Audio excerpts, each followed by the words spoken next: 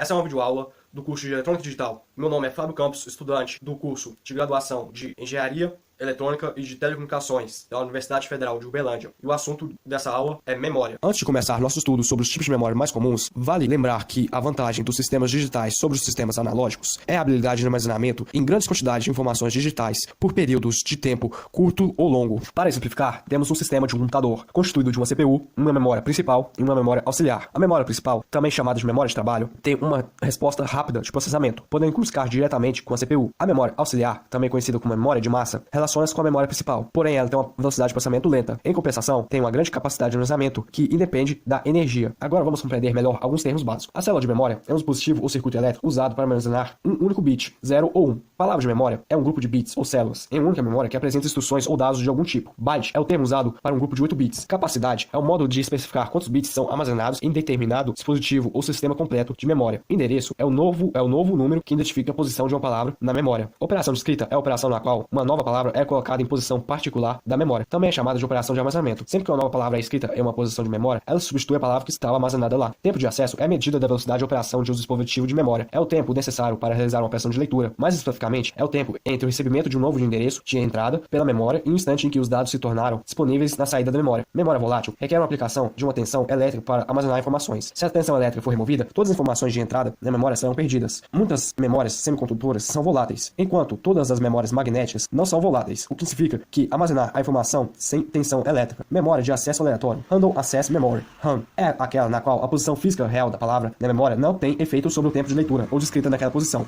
Ou seja, o tempo de acesso é o mesmo para qualquer endereço. A maioria das memórias semicondutoras são RAMs. Memória de acesso sequencial. Sequential Access Memory. SAM. Memória na qual o tempo de acesso varia conforme o endereço. Determinada pela palavra armazenada é encontrada percorrendo-se todos os endereços até o desejado seja alcançado. Isso produz tempos de acesso muito maiores que os das memórias de acesso aleatório. As de acesso sequencial são usadas onde os dados a serem acessados vêm uma longa sequência de palavras.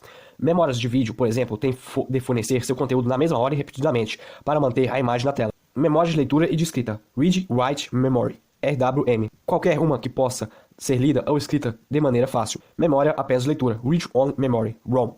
Memórias semicondutoras projetadas para aplicações nas quais a razão de operação de leitura por operações de escrita é alta. Tecnicamente, uma ROM pode ser escrita, programada em apenas um ciclo e é normalmente realizada na fábrica. Depois disso, apenas informações podem ser lidas da memória. Outros tipos de memória ROM são principalmente de leitura, Read Most Memories, RMM, e pode ser escritas mais de uma vez. A operação de escrita é mais complicada do que a de leitura e não é realizada com frequência. Os diversos tipos de ROM são discutidos mais adiante. Todas as ROMs não são voláteis e armazenam dados mesmo quando a tensão elétrica é removida. Dispositivos de memória estática.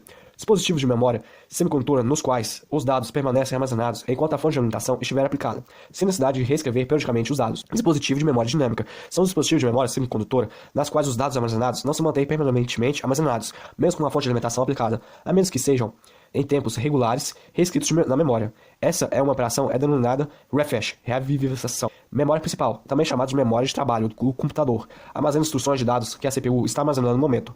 A memória de cache, um bloco de memória de alta velocidade que opera entre a memória principal, mais lenta, e a CPU, a fim de otimizar a velocidade do computador. A memória de cache pode estar localizada em uma CPU ou na placa ou em ambos. A memória auxiliar, por fim, também chamada de memória de massa, porque armazena grande quantidade de informações externas. A principal é mais lenta que a memória principal e é sempre não volátil.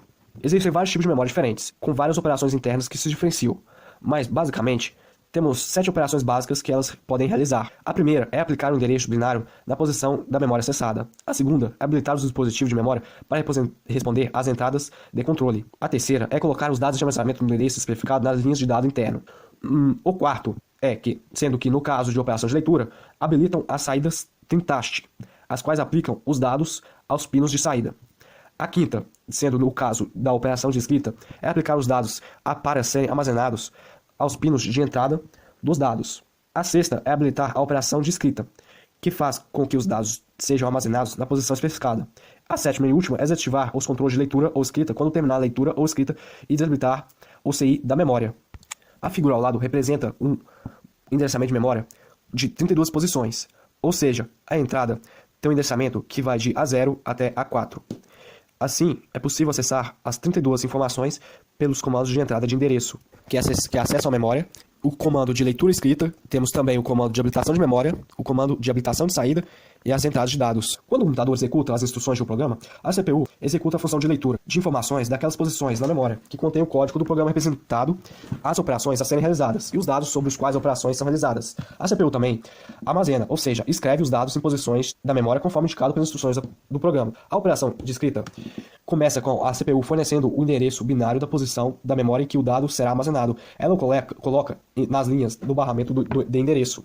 Um identificador de endereço ativa a entrada de habilitação dos dispositivos de memória. A CPU coloca os dados a serem armazenados no barramento. A CPU ativa as linhas de sinal de controle apropriadas para a operação de escrita da memória. Por exemplo, o WR barrado ou o R/W, que é conectada com a WR no circuito de memória. Os CIs de memória codificam internamente o endereço binário para determinar a posição de operação de armazenamento. Por fim, os dados do barramento são transferidos para a posição de memória selecionada. Já a operação de leitura começa com a CPU fornecendo o endereço binário da posição de entrada, da qual o dado descreve a recuperado. Ela o coloca nas linhas do barramento de endereço. Um identificador de endereço ativa a entrada habilitada dos dispositivos de memória, CE ou CS. A CPU ativa as linhas de sinal de controle apropriadas para a operação de leitura da memória. Posteriormente, os CIs de memória codificam internamente o endereço binário para determinar a posição selecionada para a operação de leitura. Por fim, os CIs de memória colocam o dado da posição da memória selecionada no barramento dos dados, a partir do qual são transferidos para a CPU.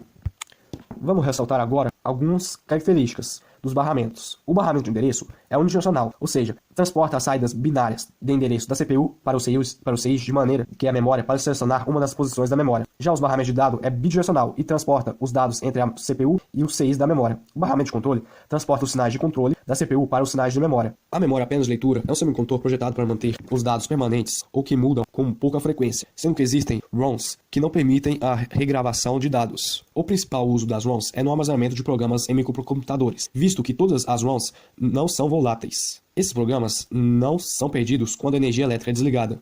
Quando o microcomputador é ligado, ele pode iniciar a execução do programa armazenado. As ROMs também são usadas para programar os dados armazenados em equipamentos controlados por microprocessador, como caixas registradoras eletrônicas, aparelhos e sistemas de segurança. A temporização da ROM é o tempo de acesso existente do atraso de programação entre a aplicação das entradas da ROM e o aparecimento dos dados na saída durante a operação de leitura. Agora passando para os tipos das ROMs. O primeiro tipo são as ROMs programáveis, sendo que sua principal característica é a programação de sua memória feita pelo usuário e não pelo fabricante. Entretanto, uma vez programada, a ROM será irreversível o processo, ou seja, não pode ser apagada e reprogramada. Assim, se o programa da ROM estiver errado ou tiver de ser alterado, essa ROM terá que ser jogada fora. Por isso, esses dispositivos são frequentemente chamados de ROMs programáveis apenas uma vez. Agora, a ROM programável e apagável tem a mesma característica da ROM programável, porém com o efeito de que seu conteúdo pode ser apagado e reescrito quantas vezes for desejado, sendo que eles também diferem-se por uma caracterização diferente do processo de programação. Agora, temos a ROM programável eletricamente, que é uma evolução da ROM apagável e programável, tendo a mesma característica, só que o processo de apagamento do conteúdo é feito eletricamente, onde aplica-se uma tensão alta, induzindo uma carga flutuante que permanece mesmo quando a tensão é removida, tendo como vantagem a capacidade de apagar e reescrever em byte, individual e eletricamente, na matriz da memória. Essa capacidade de apagamento torna muito mais fácil a realização de alterações de dados armazenados na EEPROM. A seguir, temos algumas aplicações das ROMs. A primeira é a memória de programa de microcontrolador dedicado. Os microcontroladores são dominantes em relação à maioria dos produtos eletrônicos disponíveis ao consumidor hoje no mercado. O sistema de freios e o controlador do motor do carro e do telefone celular e filmadora de videogame, o forno de micro-ondas e muitos outros produtos microcontrolador. Esses pequenos computadores têm instruções de programas armazenadas na memória não volátil. Em outras palavras, na ROM. A maioria dos microcontroladores tem uma ROM flash integrada no circuito CPU. Muitos têm também uma área de EEPROM, que fornece recursos de apagamento de bytes e armazenamento não volátil. Agora, para a transferência de dados e portabilidade. A necessidade de armazenar e transferir informação binária é exigência de muitos sistemas que funcionam na bateria. Telefones, celulares armazenam fotografias e clipes de vídeo. Câmeras digitais armazenam muitas fotografias em cartões de memória removíveis. Discos drives de flash são conectados à porta USB de um computador e armazenam gigabytes de informações. O aparelho MP3 é carregado com música e funciona com bateria. Um PDA, Person Design Assistant, pequeno computador portátil, armazena informações sobre compromissos, e-mails, endereços e até mesmo conteúdos de livros inteiros. Todos os dispositivos eletrônicos comuns exigem baixa potência, baixo custo, alta densidade, armazenamento não volátil com escrita no próprio circuito, recursos que a memória flash proporciona. Agora para a memória bootstrap. Muitos computadores maiores não têm o sistema operacional armazenado em ROM. Em vez disso, têm unidades externas de memória de massa, geralmente discos magnéticos. Então, como esses computadores sabem o que fazer? Um programa relativamente pequeno, denominado bootstrap, é armazenado em uma ROM. O termo bootstrap vem da ideia de puxar a si mesmo. Quando o computador é energizado, ele executa as instruções que estão neste programa de bootstrap. Essas instruções fazem com que a CPU inicialize o hard do sistema. Então o programa bootstrap carrega o sistema operacional da memória de massa disco para a memória principal interna do computador. Neste momento, começa a execução do programa operacional e o computador passa a responder aos comandos do usuário. Esse processo de inicialização é denominado boot do sistema. Muitos tipos de processamento digital de sinais carregam memórias do programa a partir de uma ROM bootstrap externa. Algumas PLDs mais avaliadas carregam as informações de programação que configuram seus circuitos lógicos a partir de uma ROM externa para uma ROM interna a PDL. Isso também é feito quando a fonte é ligada dessa maneira à PDL. É programável alterando-se a ROM bootstrap, uma vez alterar o próprio chip do PDL. Agora, para a tabela de dados, as ROMs são usadas para armazenar tabelas de dados não alteradas. Alguns exemplos são as tabelas trigonométricas, por exemplo, seno, cosseno, e as conversões de códigos. O sistema digital pode usar as tabelas de dados para procurar o valor concreto. Por exemplo, uma ROM serviria para armazenar a função seno para os ângulos 0 a 90. Ela pode organizar uma matriz 128 por 8, com 7 entradas de endereço e 8 saídas de dados. As entradas de endereço representam o ângulo de incremento de aproximação 0,7. ROMs padrão com tabelas para funções com essas estavam disponíveis em CISTTL. Hoje a maioria dos sistemas que precisam procurar valores equivalentes envolve um microprocessador e a tabela de procura na qual os dados são armazenados está na mesma ROM que mantém as instruções do programa. Sobre os conversores de dados, os circuitos com os servidores de dados recebem os dados em um tipo de código e produzem uma saída expressa em outro tipo. A conversão de código necessária, por exemplo, quando o computador fornece uma saída de dados de código binário simples e queremos convertê-los em BCD para que sejam mostradas em um display de LED de 7 segmentos, por exemplo. Temos também um exemplo do gerador de funções. O gerador de funções é um circuito que produz formas de ondas senoidais, dentes serra, triangulares e quadradas. A ROM armazena 256 diferentes valores de 8 bits. Cada um corresponde a um valor diferente de forma de onda, ou seja, um ponto de tensão diferente da senoide. O computador de 8 bits recebe pulsos de um sinal de clock para fornecer endereços sequenciais de entrada para a ROM. À medida que o computador passa pelos 256 endereços diferentes, a ROM fornece uma saída de 256 pontos, datas para o DCA. A saída DCA será uma fonte de onda com 256 níveis de tensão correspondente aos dados armazenados na ROM. O filtro passa baixo suaviza os degraus da forma de onda da saída do DCA. Agora, finalmente, o último tipo mais importante, as ROMs semicondutoras. Lembre-se que RAM significa memória de acesso direto, ou seja, qualquer endereço de memória possui a mesma facilidade de acesso que qualquer um outro. Elas se diferem das ROMs, pois possuem um armazenamento temporário, de curto prazo, e com ciclos de leitura e escrita com velocidade muito mais rápida. E também são voláteis, ou seja, dependem de energia para conseguir armazenar os dados. Agora, para os subtipos das ROMs. Primeiramente, temos a Rest RAM, ou Static RAM, ou em português, RAM estática, que armazena os dados enquanto a alimentação do CI é mantida. Agora temos a RAM dinâmica, DRAM. As RAMs dinâmicas são fabricadas usando a tecnologia MOS e se destacam pelas altas capacidades e baixo custo e as velocidades moderadas de operação.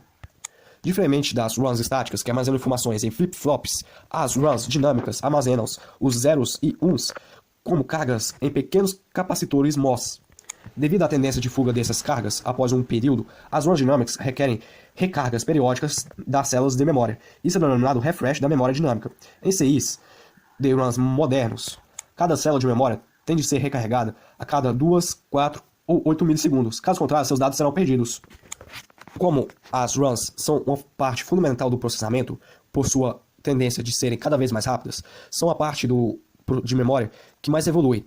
As empresas tendem a se esforçarem para criarem RAMs cada vez mais rápidas e eficientes, criando cada vez mais gerações de RAMs, por possuírem tecnologias diferentes cada vez mais aperfeiçoadas. Com base nessa evolução, temos a SD-RAM, que são projetados para transferir os dados em rajadas rápidas de diversas posições da memória.